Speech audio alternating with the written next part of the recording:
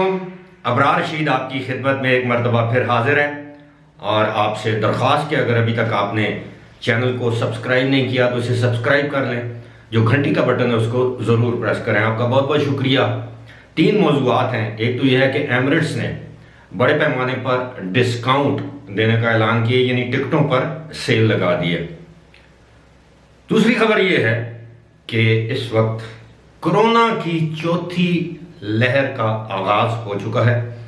कहाँ ये आगाज हुआ है और इससे यूएई और पाकिस्तान समेत दीगर ममालिक को क्या खतरात लाहक हो सकते हैं, इस पर गुफ्तगू करेंगे। लेकिन सबसे पहले पाकिस्तान में रेप करने वाले जो क्रिमिनल्स हैं, जो मुजरिम हैं, उनको नामर्द बनाने के कानून के हवाले से मैं बात करूंगा, क्योंकि ये बहुत ही अहम इशू है। आपको मालूम है कि पाकिस्तान में हर साल रेप के बहुत से वाकयात रूनुमा होते हैं और ज़्यादातर वाकयात ऐसे हैं जो रिपोर्ट भी नहीं होते। और ख़ास तौर पर मैं ये जिक्र करूंगा कि कम सिन बच्चियों और बच्चों के साथ जो जिनसी ज़्यादती के जो केसेस हैं उनमें इजाफा देखने में आया हालिया बरसों में। उसकी मुतअद्दिद वजूहात हैं, समाजी वजूहात भी हैं। कुछ लोगों का जहनी तवाज़ुन या जहनी कैफियत ऐसी होती है कि शैतानियत उन पर गालिब आ जाती है। गुज़श्ता साल वज़ीर आज़म पाकिस्तान ने इस बात का ऐलान किया था, इस ख्वाहिश का इजहार किया था कि ऐसे अफराद को एक केमिकल के ज़रिए नामर्द बना दिया जाए ताकि वो आइंदा इस तरह की घिनौनी हरकत या घिनौना फेल ना कर सके। अलबत्ता इस्लामी नज़रियाती काउंसिल, जो पाकिस्तान की इस्लामी नज़रियाती काउंसिल है, उसने इस कानून को या इस फेल को गैर इस्लामी करार देते हुए हुकूमत से ये कहा था या कहा है कि आप ऐसा कानून वज़ा नहीं कर सकते। पाकिस्तानी आइन के मुताबिक कोई भी ऐसा कानून वज़ा नहीं किया जा सकता जो इस्लाम के मुनाफी हो। अब इस्लाम में जना बिल जबर या रेप या जिनसी ज़्यादती की सज़ाएं मुख्तस हैं, मुकर्रर हैं, अगरचे वो सज़ाएं पाकिस्तान में दी नहीं जाती।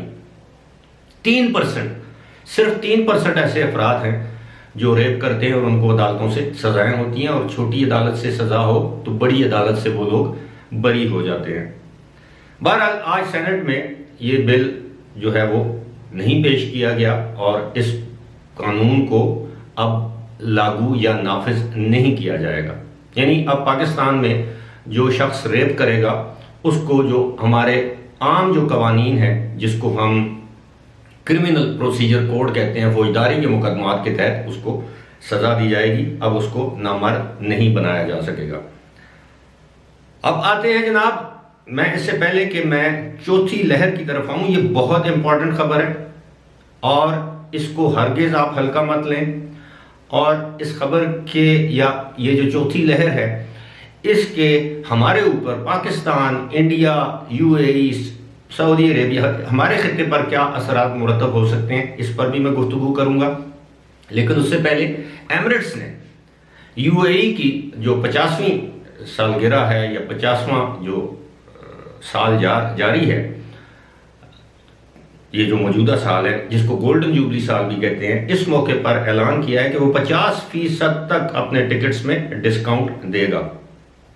और बताया ये गया है कि 5 दिसंबर तक अगर आप एमिरेट्स एयरलाइन का टिकट खरीदेंगे तो आप इस डिस्काउंट के अहल करार पा सकते हैं। और ये टिकट जो है वो 15 जून तक आप इस्तेमाल कर सकते हैं, यानी तकरीबन 6-6.5 महीने का वक्त आपके पास होगा। आप ट्रैवल कर सकते हैं, लेकिन टिकट आपको 5 दिसंबर से पहले खरीदना पड़ेगा। अब जब मैं इसकी तफसीलात देख रहा था तो मैंने देखा कि इसमें पाकिस्तान और इंडिया शामिल नहीं है। इसमें ज़्यादातर यूरोपीय ममालिक हैं, अमेरिका है, दीगर ममालिक शामिल हैं, लेकिन इसमें पाकिस्तान और इंडिया मैंने नहीं देखा। अब पाकिस्तान में एमिरेट्स के टिकटों की सूरत हाल मैंने आपको बता दी है।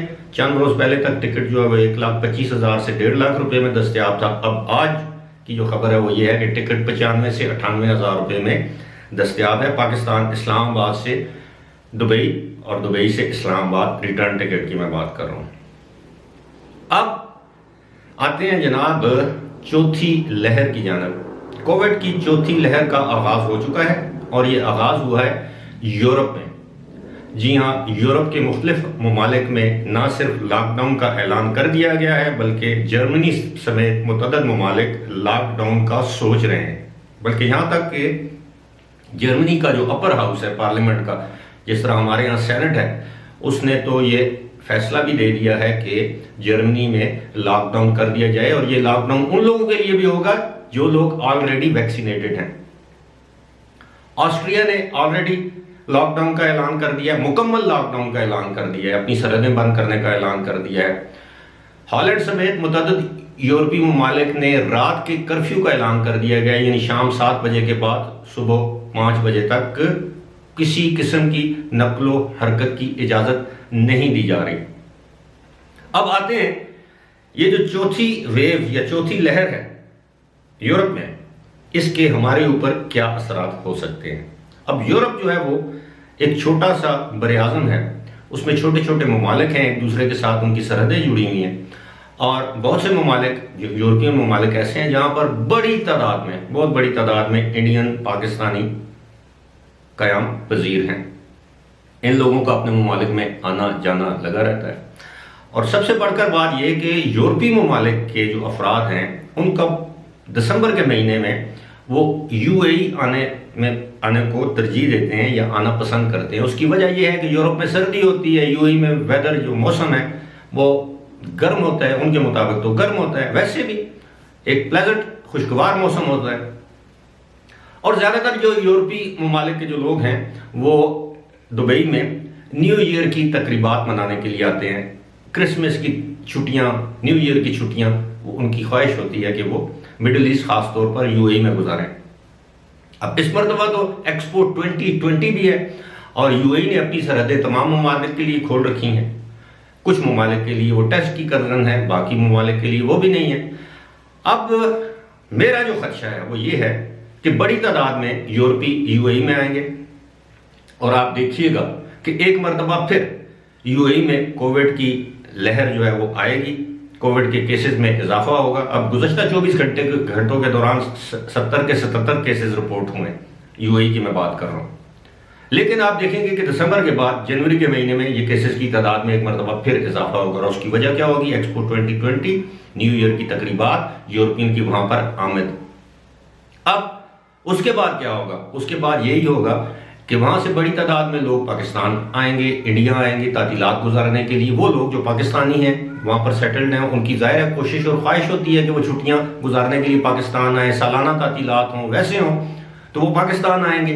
अब वो जब पाकिस्तान आएंगे तो जाहिर है पाकिस्तान में केसेस की तादाद में इजाफा होगा। जब पाकिस्तान आएंगे तो खुदा न खास्ता इस साल के आगाज़ की तरह, गुज़श्ता साल के आखिर की तरह, यानी खास तौर पर इस साल के आगाज़ की तरह एक मरतबा फिर उन लोगों को फ्लाइट्स की बंदिश का सामना करना पड़ सकता है, सफरी पाबंदियों का सामना करना पड़ सकता है। अब इसमें उनका कसूर तो होगा कोई नहीं। अब कसूर किसका है वो आप बेहतर समझते हैं। आप लोगों ने सरहदें खोल दी हैं, और मैं पाकिस्तान की गवर्नमेंट से भी दरख्वास्त करूंगा कि आप यूरोपीय ममालिक से आने वालों के लिए सख्त से सख्त जो प्रोटोकॉल्स हैं उनको नाफिज करें। अब मैं हाल ही में दुबई से वापस आया हूँ, मैं आपको बड़ी ध्यानदारी से बता रहा हूँ कि वहाँ पे मैंने फास्ट ट्रैक में अपना वो टेस्ट अपलोड किया।